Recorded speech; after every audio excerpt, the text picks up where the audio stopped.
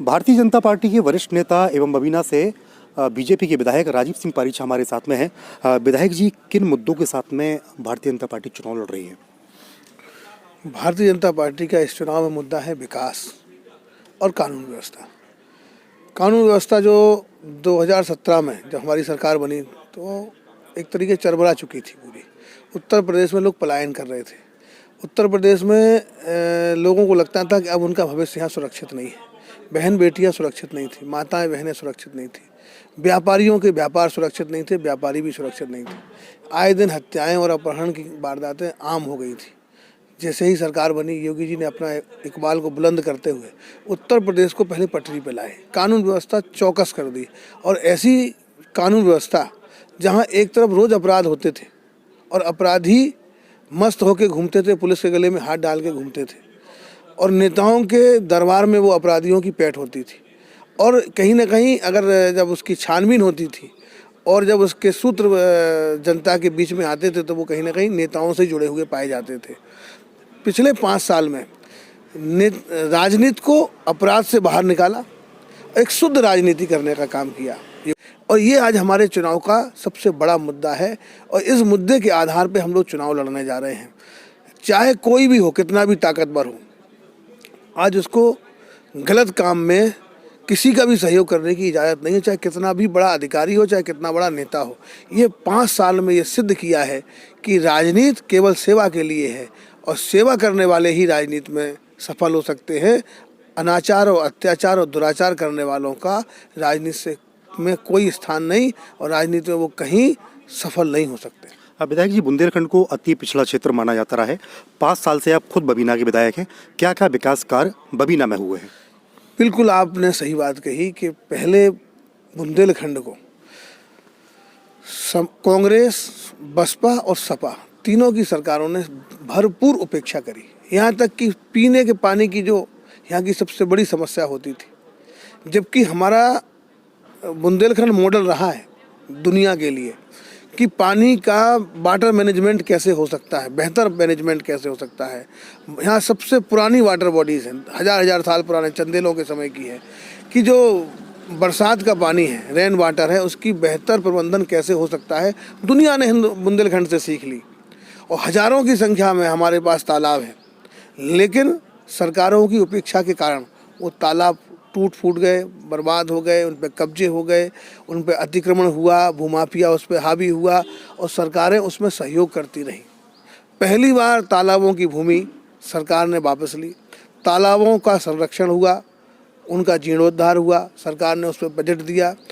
बेहतर प्रबंधन की तरफ हमारा बुंदेलखंड बढ़ा, क्योंकि योगी जी की प्राथमिकता बुंदेलखंड, मोदी जी की प्राथमिकता बुंदेलखंड। इस बात से ही आप एहसास कर सकते हैं, एक तुलना कर लें कि जितनी बार देश के प्रधानमंत्री मोदी जी के पहले तक उनके बुंदेलखंड के दौरे हुए, उतने अकेले 7 साल में मोदी जी के बुंदेलखंड के दौरे उससे ज़्यादा हुए होंगे, कई गुना। देश के प्रधानमंत्री के साथ साथ उत्तर प्रदेश के मुख्यमंत्री, जितने दौरे अभी तक योगी जी के मुख्यमंत्री बनने के पहले तक मुख्यमंत्रियों के हुए होंगे, उससे कम दौरे केवल 5 साल में योगी जी के नहीं हुए होंगे। ये प्राथमिकता है। बुंदेलखंड के लोगों की बेरोजगारी को दूर करना, बुंदेलखंड के लोगों के पलायन को दूर करना, पलायन को रोकना, ये कहीं ना कहीं ये सिद्ध करता है उनकी नीयत से, उनके दौरों से। कोई भी ऐसी बैठक नहीं होती, कोई भी ऐसी योजना नहीं होती, कोई भी ऐसी स्कीम नहीं जो देश में और प्रदेश में चलती हो, और उसका बढ़िया तरीके से प्रबंधन होकर वो बुंदेलखंड के लोगों तक ना पहुंच रही हो। चाहे पानी का मैनेजमेंट हो, बिजली की बात हो, बुंदेलखंड को तो बिजली मिलती नहीं थी। अभी वो तो सपा के लोग कह रहे हैं चुनाव आ गया था, हम बिजली फ्री देंगे। बिजली तो जब दोगे जब बिजली दोगे, वो ना तो फ्री बिजली देंगे, केवल बिल देते थे और मुकदमे लिखवाते थे, गरीब लोगों को जेल तक भेजते थे बिजली के मुकदमों में। इस तरीके के काम सपा के शासन में हुआ। हमने बिजली दी भरपूर। पहले कोई भी किसान, मैं समझता हूँ कि बिना डीजल के इंजन के खुद के अपने प्रबंधन से ही खेती कर पाता था। 5 साल में हमने किसानों को इतनी बिजली दी कि आज किसानों को अपने खेतों के पानी के लिए डीजल इंजन पर निर्भर नहीं रहना पड़ता। डीजल इंजन की कहीं से आपको आवाज़ ही सुनाई नहीं देती, आप चले जाइए। तो शहरों को 24 घंटे बिजली हमने दी, गाँव को 20 घंटे 22 घंटे तक हमने तहसील प्लेसों तक बिजली पहुंचाई और निर्बाध रूप से पहुंचाई, बिना भेदभाव के पहुंचाई। किससे वोट मिलता है, किस मोहल्ले से वोट मिलता है, ट्रांसफार्मर की मेंटेनेंस हो, उसको बदलने का काम हो, हमने प्राथमिकता के आधार पर किया। हमने ये नहीं देखा कि इस गांव में हमें वोट मिलता है नहीं मिलता है। ईमानदारी से उन्होंने जो हमने सिस्टम बनाया, उस सिस्टम पर लोगों ने शिकायत करी। ट्रांसफार्मर को 24 घंटे 48 घंटे 72 घंटे हमने बदलने का काम किया। विधायक जी, एक बार फिर जनता यदि आपको मौका देती है तो मुख्य प्राथमिकता आपकी क्या होगी? इस बार जो प्राथमिकता है और जो हमको लगता है कि इस बार हम सफल होंगे, क्योंकि पिछले जब से देश आज़ाद हुआ सब लोग कहते थे हम पानी देंगे, हम बिजली देंगे, हम बिजली देंगे। रोटी कपड़ा और मकान की तो बातें होती ही थी, ना तो किसी ने रोटी दी। 2 टाइम राशन कोरोना जैसी महामारी में योगी जी और मोदी जी ने दिया। एक भी व्यक्ति हिंदुस्तान के अंदर भूख से परेशान नहीं हुआ। यहाँ तक कि कोरोना से तो कोई परेशान हुआ होगा, लेकिन उसके लिए बेहतर प्रबंधन। दुनिया में मॉडल बन गया हिंदुस्तान में मॉडल बन गया उत्तर प्रदेश। योगी और मोदी की दीवानी है जनता। मुझे लगता है कि कोई उनके आसपास भी नहीं ठहरने वाला।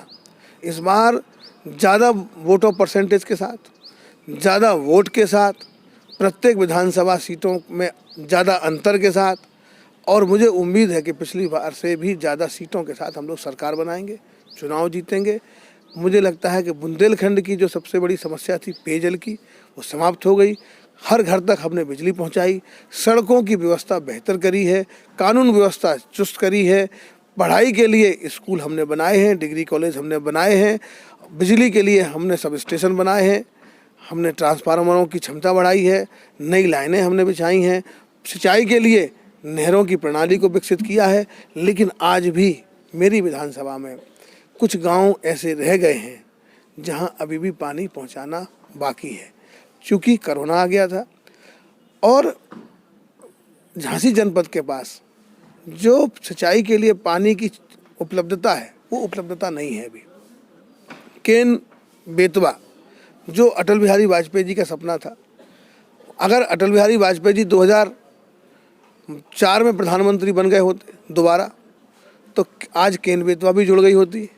और मुझे लगता है कि 2012 तक ही हम अपने किसानों को पानी दे चुके होते। ये 10 साल पीछे केवल इसलिए रहे कि एक बार जनता ने सही निर्णय लेने में कहीं ना कहीं चूक कर दी थी। और आदरणीय समय के जो हमारे विकास पुरुष थे, आदरणीय अटल बिहारी वाजपेयी जी की सरकार दोबारा लौट के नहीं आ पाई थी, इस नाते केन बेतवा रुक गई थी। और केन बेतवा के रुकने के कारण बुंदेलखंड का जो सिंचाई क्षेत्र है, उसका वो जो सिंचाई क्षेत्र में विस्तार नहीं हो पाया था, वो नहीं बढ़ पाया था। और आज अगर हम लोग, क्योंकि कांग्रेस ने इतनी उसमें आपत्तियां लगा दी थी, इतनी उसमें फाइलों में वो लिटिगेशन पैदा कर दिए थे कि वो उसको ठीक करते करते करते मोदी जी को 5 से 7 साल लग गए। और वो स्थितियाँ एकदम क्लियर हो गई, परियोजना तैयार होने की स्थिति में है। पहले आप बताओ, जो 10-12 हज़ार करोड़ में परियोजना पूरी होने वाली थी, आज 46,000 करोड़ में पहुंच गई। ये पैसा बर्बाद किसका हो रहा है? जनता का भी तो पैसा बर्बाद हो रहा है। आज उतना पैसा बुंदेलखंड के और बाकी विकास में लगता तो इसके लिए दोषी कौन है? इसके लिए दोषी भी कांग्रेस और समाजवादी पार्टी के लोग हैं। ये इन लोगों ने ही अपने हित के लिए ऐसी बड़ी बड़ी परियोजना जो किसानों के हित में थी, व्यापारियों के हित में थी, बुंदेलखंड के हित में थी, किसानों के हित में थी, वो परियोजनाओं को कहीं ना कहीं अपने स्वार्थ के लिए ये लटकाए रहे। आज वो परियोजनाएं बिल्कुल धरातल पे उतरने के लिए तैयार हैं। मुझे लगता है कि जैसे ही आचार संहिता समाप्त होगी, केन बेतवा का नारियल टूटेगा। आदरणीय प्रधानमंत्री जी के नेतृत्व में, आदरणीय योगी जी के नेतृत्व में ये बहुत जल्दी इस परियोजना का शिलान्यास होगा, भूमि पूजन होगा कि बुंदेलखंड के प्रत्येक किसानों तक के खेतों तक पानी पहुंचाएंगे। और बबीना विधानसभा को तो एक आदर्श विधानसभा हम लोग बनाएंगे। मुझे पूरी उम्मीद है कि केन बेतवा के प्रारंभ होने के साथ ही साथ जो मेरा सपना है, और मेरी जैसी योगी जी से बात हुई है तो उन्होंने कहा कि पानी का इंतजाम हो जाने दीजिए, क्योंकि काफ़ी प्रोजेक्ट हमने स्वीकृत करा दिए हैं जी। बबीना के लिए, कोटी और इस तरफ के लिए हमने कुछ बना रखे हैं। कोटी हुआ, चमरा हुआ, सपा है, इस क्षेत्र के लिए, रक्षा क्षेत्र के लिए कुछ उसमें परियोजना हमने उसके प्रोजेक्ट बनवा लिए हैं। कुछ आपके तेंदुल तिलेथा की तरफ के हैं, कुछ हमारे टहरौली क्षेत्र के हैं। तो ये स्प्रिंकलर के साथ में, पाइप के साथ में, पाइप से खेतों तक सिंचाई का पानी पहुंचाना, यानी दुनिया का जो बेस्ट सक्सेस मॉडल है जी, उस मॉडल को हम बबीना विधानसभा में लागू करने वाले हैं। और जैसे ही चुनाव आचार संहिता खत्म होती है और जैसे ही केन बेतवा का प्रारंभ होता है, साथ साथ वो परियोजना भी चालू हो जाएगी।